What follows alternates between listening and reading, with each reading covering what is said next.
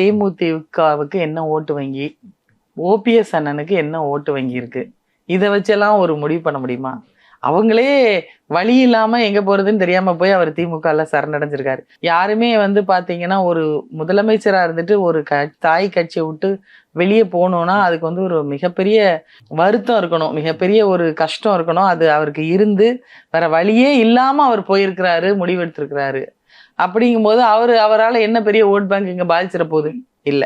தேமுதிகவும் உங்களுக்கு தெரியும், அது விஜயகாந்த் அவர்கள் இருக்கும்போது இருந்த ஓட்டு வங்கி இப்ப கிடையாது. மேடமோட ஓட்டு வங்கி இப்போதைக்கு பார்த்தீங்கன்னா 1%. அது ஒன்றும் பெரிய பாதிப்பை ஏற்படுத்த.